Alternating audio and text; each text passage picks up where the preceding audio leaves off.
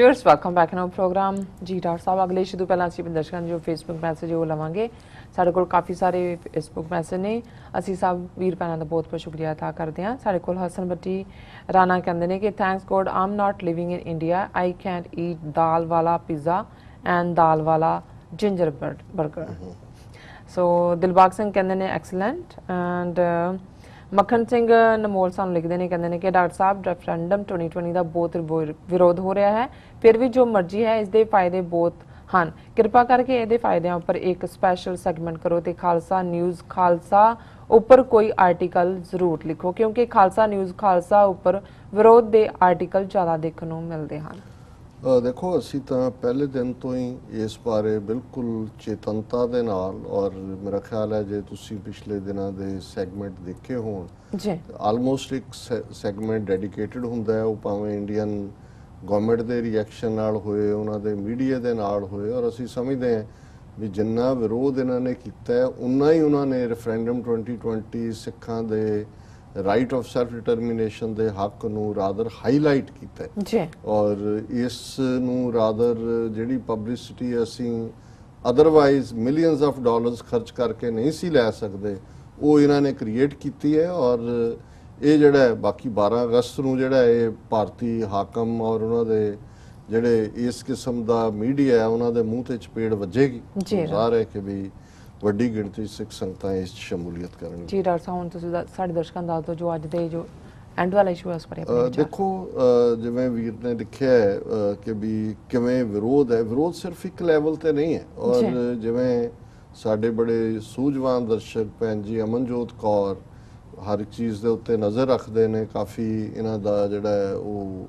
ਇਹ ਸਾਰੇ ਤੇ ਪਰਸਪੈਕਟਿਵ ਬੜਾ ਕਲੀਅਰ ਹੁੰਦਾ ਹੈ ਜੇ ਤੁਸੀਂ ਇਹ ਜਦੋਂ ਦਾ ਸਿੱਖ ਸੋਵਰਨਿਟੀ ਸਿੱਖ ਫਰੀडम ਰੈਫਰੈਂਡਮ 2020 ਦੀ ਗੱਲ ਚੱਲ ਰਹੀ ਹੈ ਤੁਸੀਂ ਦੇਖੋਗੇ ਕਿ ਸਿੱਖਾਂ ਤੇ ਆਲ ਆਫ ਅ ਸਡਨ ਜਿਹੜੇ ਅਟੈਕ ਨੇ ਭਾਵੇਂ ਉਹਦਾ ਬਹਾਨਾ ਕਿਤੇ ਕੋਈ ਕੁਛ ਬਣਾਇਆ ਜਾ ਰਿਹਾ ਹੈ ਉਹ ਬੜੀ ਤੇਜ਼ੀ ਨਾਲ ਹੋਏ ਨੇ ਜਿਵੇਂ ਰਾਜਸਥਾਨ ਦੇ ਹਨੂਮਾਨਗੜ੍ਹ ਦੀ ਸੀ ਕਿ ਜੀ ਜਦੋਂ ਸਿੱਖ ਸਟੂਡੈਂਟ ਸੈਂਟਰਲ ਐਗਜ਼ਾਮ ਦੇਣ ਗਏ ਤੇ ਉਹਨਾਂ ਨੂੰ ਕਿਹਾ ਜੀ ਕਿਰਪਾਨਾਂ ਵੀ ਲਵਾ ਲਈਆਂ ਔਰ ਬੱਚੀਆਂ ਦੀਆਂ ਚੁੰਨੀਆਂ ਵੀ ਲਵਾ ਲਈਆਂ अंदर जिहड़ा सेंटर जाण तो पहले पटियाले दे विच 7 सिख नौजवान जिहड़े गुरुद्वारे चों मत्था टेक के निकल रहे सी उन्होंने एक ड्रंक जिहड़ा पुलिसिया अफसर और उहदा साथी उन्होंने रोक के किवें उन्हां दा जो हाल कीता थाणे लिजा के उन्हां दे प्राइवेट पार्ट्स और दूजा उन्हां दे उत्ते अटैक और उन्होंने बुरी तरह उन्होंने चो 3 या 4 ਜਿਹੜੇ ਨੇ ਉਹ ਸੀਰੀਅਸ ਹਾਲਤ ਰਜਿੰਦਰਾ ਹਸਪੀਟਲ 'ਚ ਦਾਖਲ ਨੇ ਔਰ ਉਸ ਸਾਰੇ ਜੋ ਹੋਇਆ ਜੀ ਅਸੀਂ ਉਹਨੂੰ ਲਾਈਨ ਹਾਜ਼ਰ ਕਰਤਾ ਹੈ ਸਸਪੈਂਡ ਕਰ ਦਿੱਤਾ ਹੈ ਉਹ ਸਾਰੇ ਹੀ ਜਿਹੜੇ ਨੌਜਵਾਨ ਨੇ ਉਹ ਬਾਈਕਸ ਦੇ ਉੱਤੇ ਉਹ ਜਿਹੜੇ ਨੇ ਗੁਰਦੁਆਰਾ ਸਾਹਿਬ ਤੋਂ ਦਰਸ਼ਨ ਕਰਕੇ ਮੁੜ ਰਹੇ ਸੀ ਔਰ ਜਦੋਂ ਤੁਸੀਂ ਉਹ ਹਸਪੀਟਲ ਬੈੱਡ ਤੇ ਪਿਆ ਦੇ ਉਹਨਾਂ ਦਾ ਇੰਟਰਵਿਊ ਦੇਖਦੇ ਹੋ ਤਾਂ ਲੱਗਦਾ ਵੀ ਇਹ ਪੰਜਾਬ 'ਚ ਪਟਿਆਲੇ 'ਚ ਹੋ ਰਿਹਾ ਮਾਈ ਗॉड ਔਰ ਇਹ ਪੰਜਾਬ ਪੁਲਿਸ ਜਿਹੜੀ ਹੈ ਸੋ ਇਸ ਕਿਸਮ ਦੀਆਂ ਘਟਨਾਵਾਂ ਜਿਹੜੀਆਂ ਨੇ ਔਰ ਭੈਣ ਜੀ ਅਮਨਜੋਤ ਕੌਰ ਨੇ ਜਿਹੜਾ ਸਾਨੂੰ ਲਿਖਤ ਅੱਜ ਲਿਖੀ ਹੈ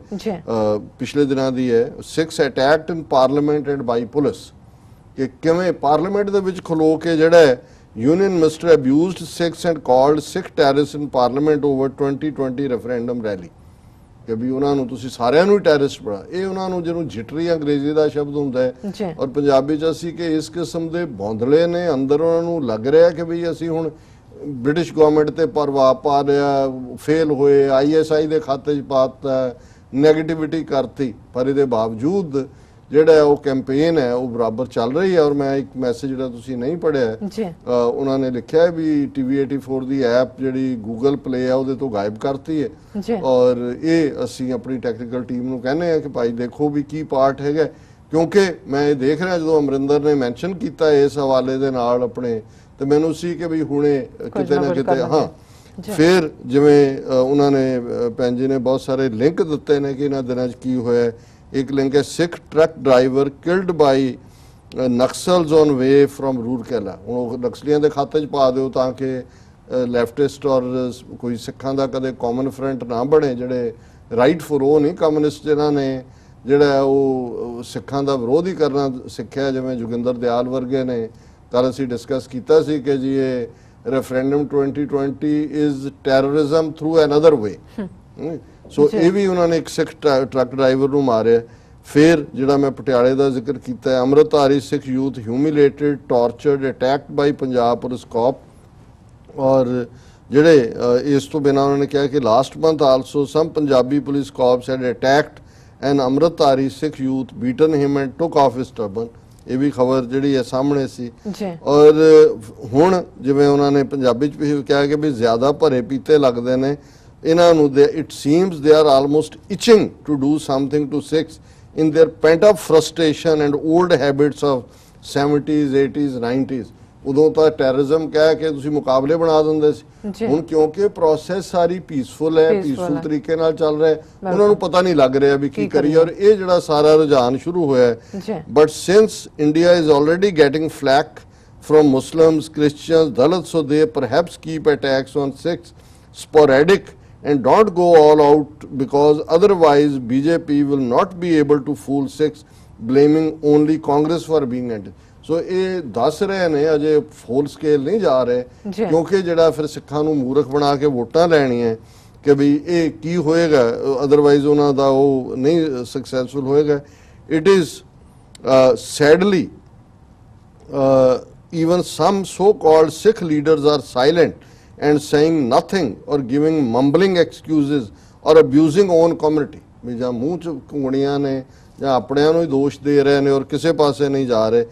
It's painful to see Sikhs either pretending like nothing is happening, silent, ignorant or throwing own people under the bus to please Hindu fanatics and nationalists। ਇੱਕ ਤਾਂ ਚੁੱਪ ਨੇ, ਇੱਕ ਆਪਣਿਆਂ ਦੇ ਸਿਰ 'ਚ ਹੀ ਸਵਾਹ ਪਾ ਰਹੇ ਨੇ ਤਾਂ ਕਿ ਹਿੰਦੂਆਂ ਨੂੰ ਖੁਸ਼ ਕਰਨ ਜੀ। ਨਹੀਂ ਇਹ 2020 ਦੇ ਨਾਲ ਨਹੀਂ, ਇਹ ਆਜ਼ਾਦੀ ਮੰਗਣ ਵਾਲੇ ਕੋਈ ਸਿੱਖ ਨਹੀਂ ਨੇ। ਫਿਰ ਉਹਨਾਂ ਨੇ ਕਿਹਾ ਕਿ ਵੀ ਸਾਡੇ ਹੱਥ ਬੰਨੇ ਹੋਏ ਨੇ ਔਰ all the best and over to diaspora Sikhs to make Sikh voices heard. ਉਹਨੇ ਕਿਹਾ ਜੀ ਅਸੀਂ ਇੱਥੇ ਸਾਡੇ ਹੱਥ ਬੰਨੇ ਨੇ, ਅਸੀਂ ਡਾਇਸਪੋਰਾ ਸਿੱਖਾਂ ਦੇ ਹੀ ਛੱਡਦੇ ਕਿ ਵੀ ਉਹ ਕੀ ਨੇ। ਗੱਲ ਕਰ ਲਈ ਇਹ ਅਟੈਕਸ ਦੀ ਨਹੀਂ ਹੈ। ਜਿਵੇਂ ਇੱਕ ਸਿੱਖ ਭਲਵਾਨ ਜਕਵਰਬੀਰ ਸਿੰਘ ਗਿੱਲ, ਜਿਹਦਾ ਪਿਓ ਵੀ ਇੰਟਰਨੈਸ਼ਨਲ ਲੈਵਲ ਦਾ ਚੈਂਪੀਅਨ ਸੀ, ਉਹ ਟਰਕੀ ਦੇ ਵਿੱਚ ਇੰਟਰਨੈਸ਼ਨਲ ਰੈਸਲਿੰਗ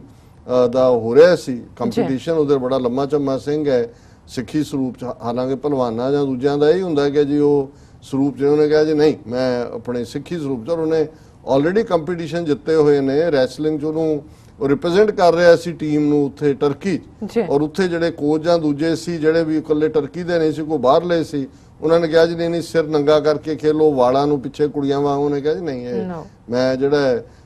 ਦਸਤਾਰ ਹੈ ਮੇਰੀ ਛੋਟੀ ਪਟਕ ਹੈ। ਉਹ ਦੇਖਣ ਵਾਲੀ ਗੱਲ ਇਹ ਹੈ ਵੀ ਉਹ ਤਾਂ ਜਿਹੜੀ ਦੂਸਰੀ ਸੀ ਫੁੱਟਬਾਲ ਸੌਕਰ, ਉਹਨਾਂ ਨੇ ਵੀ ਇਤਰਾਜ਼ ਕੀਤੇ ਪਰ ਦੁਨੀਆ ਭਰ 'ਚ ਰੌਲਾ ਪਿਆ। ਹੁਣ ਇਸ ਮਾਮਲੇ 'ਚ ਜਿਹੜੇ ਉਹ ਟਰਕੀ ਗਵਰਨਮੈਂਟ ਜਾਂ ਉਹਨਾਂ ਦੇ ਕੋਚ ਨੇ ਜਿਹੜੇ ਨੇ, ਉਹਨਾਂ ਨੇ ਕਿਹਾ ਜੀ ਸਾਨੂੰ ਤਾਂ ਪਤਾ ਹੀ ਨਹੀਂ ਹੈ, ਕੋਈ ਇੰਡੀਅਨ ਨਹੀਂ ਕਿਸੇ ਨੇ। ਔਰ ਈਵਨ ਸੁਸ਼ਮਾ ਸਵਰਾਜ ਨੇ ਬੜਾ ਪਹਿਲਾਂ ਕੰਸਰਨ ਦਿਖਾਇਆ ਔਰ ਉਹਨੇ ਵੀ ਉਹਨੂੰ ਕਿਹਾ ਕਿ ਜੀ ਉਹਨਾਂ ਨੇ ਇੰਡੀਅਨਸ ਨੇ। ਔਰ ਉਹਦਾ ਟਵੀਟ ਹੈ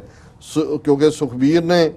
ਜਿਹੜਾ ਲਿਖਿਆ ਤਾਂ ਉਹਨੇ ਕਿਹਾ ਜੀ ਸੁਖਬੀਰ ਜੀ I have asked for a report from our ambassador in Turkey, ਇਹ ਸੁਸ਼ਮਾ ਸਵਰਾਜ ਕਹਿ ਰਹੀ ਹੈ, was the reply by Sushma Swaraj to Sukhbir Badal's tweet। I just came to know that the United World Wrestling Association has not received any complaint from Indian government about the discrimination faced by Jakawarbir Gill in Istanbul। I urge Sushma Swaraj and Indian Wrestling Federation to take up the issue with the Turkish government। ਇਹ ਉਹਨੇ ਸੁਖਬੀਰ ਬਾਦਲ ਨੇ ਲਿਖਿਆ ਔਰ ਉਹਨੇ ਕਿਹਾ ਜੀ ਅੱਛਾ ਇਵੇਂ ਹੋਇਆ, ਮੈਂ ਲੱਭਦੀ ਹਾਂ ਕਿਵੇਂ। ਡਾਕਟਰ ਸਾਹਿਬ 1 ਮਿੰਟ ਰਹਿ ਗਿਆ ਤੁਸੀਂ ਸਾਡੇ ਦਰਸ਼ਕਾਂ ਨੂੰ। ਹਾਂ ਨਹੀਂ ਮੈਂ 1 ਮਿੰਟ 'ਚ ਇਹਨੂੰ ਕੰਪਲੀਟ ਕਰ ਦਿੰਦੇ ਜੀ। ਆਸਾ ਮਹੱਲਾ ਚੌਥਾ, ਚੌਥੇ ਪਾਤਸ਼ਾਹ ਦਾ ਸ਼ਬਦ ਹੈ ਜੀ। ਨਾਮ ਸੁਣੀ ਨਾਮੋ ਮਨ ਭਾਵੈ,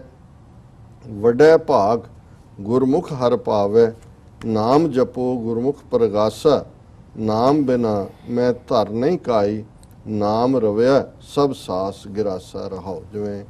ਰਹਾਓ ਦੀ ਤੁਕ ਕੇਂਦਰੀ ਨੁਕਤਾ ਹੈ ਕਿ ਨਾਮ ਦੇ ਜਪਨ ਨਾਲ ਰੱਬ ਦੀ ਵੱਲ ਤੁਰਿਆ, ਰੱਬ ਦੀ ਸ਼ਰਨ 'ਚ ਆਇਆ ਮਨੁੱਖ ਗੁਰਮੁਖ, ਉਸ ਦੇ ਹਿਰਦੇ ਦੇ ਅੰਦਰ ਚਾਨਣ ਹੁੰਦਾ ਔਰ ਉਹ ਇਹ ਧਾਰ ਲੈਂਦਾ ਕਿ ਮੇਰਾ ਨਾਮ ਤੋਂ ਬਿਨਾ ਹੋਰ ਕੋਈ ਆਸਰਾ ਨਹੀਂ ਹੈ। ਨਾਮ ਬਿਨਾ ਮੈਂ ਧਰ ਨਹੀਂ ਕਾਈ। ਨਾਮ ਰਵਿਆ ਸਭ ਸਾਸ ਗਰਾਸਾ, ਮੇਰੇ ਹਰ ਸਾਹ ਦੇ ਨਾਲ ਔਰ ਜਿਹੜਾ ਗਰਾਈ ਮੈਂ ਖਾਂਦਾ ਹਰ ਗਰਾਸ ਦੇ ਨਾਲ ਉਸ ਵਾਹਿਗੁਰੂ ਦੇ ਨਾਮ ਦੀ ਬਰਕਤ ਦੇ ਨਾਲ ਹੀ ਮੈਂ ਸਾਰਾ ਜੁੜਿਆ ਹੋਇਆ। ਨਾਮ ਸੁਣੀ ਨਾਮੋ ਮਨ ਭਾਵੇ, ਮੈਂ ਨਾਮ ਹੀ ਸੁਣਦਾ, ਮੇਰੇ ਮਨ ਨੂੰ ਵੀ ਨਾਮ ਹੀ ਚੰਗਾ ਲੱਗਦਾ। ਵੱਡਾ ਭਾਗ ਗੁਰਮੁਖ ਹਰ ਪਾਵੇ, ਵੱਡੇ ਭਾਗਾਂ ਨਾਲ ਖੁਸ਼ਕਿਸਮਤੀ ਨਾਲ ਇਸ ਰਸਤੇ ਤੇ ਤੁਰੇ ਨੂੰ ਰੱਬ ਮਿਲਦਾ। ਨਾਮੇ ਸੁਰਤ ਸੁਣੀ ਮਨ ਭਾਈ, ਜੋ ਨਾਮ ਸੁਣਾਵੇ ਸੋ ਮੇਰਾ ਮੀਤ ਸਖਾਈ। ਔਰ ਮੈਂ ਮੇਰੀ ਸੁਰਤ ਨਾਮ ਦੇ ਵਿੱਚ ਹੀ ਟਿਕੀ ਹੁੰਦੀ ਹੈ, ਔਰ ਜਿਹੜਾ ਮੈਨੂੰ ਉਸ ਵਾਹਿਗੁਰੂ ਦੇ ਪਿਆਰ ਦੀਆਂ ਨਾਮ ਦੀਆਂ ਗੱਲਾਂ ਸੁਣਾਉਂਦਾ ਹੈ ਉਹੀ ਮੇਰਾ ਮਿੱਤਰ ਹੈ, ਔਰ ਉਹੀ ਮੇਰਾ ਪਿਆਰਾ ਸੁਖ ਦੇਣ ਵਾਲਾ ਦੋਸਤ ਹੈ, ਸਾਥੀ ਹੈ। ਨਾਮਹੀਨ ਗਏ ਮੂੜ ਨੰਗਾ, ਪਚ ਪਚ ਮੂਏ ਬਿਖ ਦੇਖ ਪਤੰਗਾ। ਜਿਹੜੇ ਨਾਮ ਤੋਂ ਵਿਹੀਣ ਨੇ, ਨਾਮ ਤੋਂ ਬਿਨਾਂ ਨੇ, ਉਹ ਮੂੜ, ਉਹ ਮੂਰਖ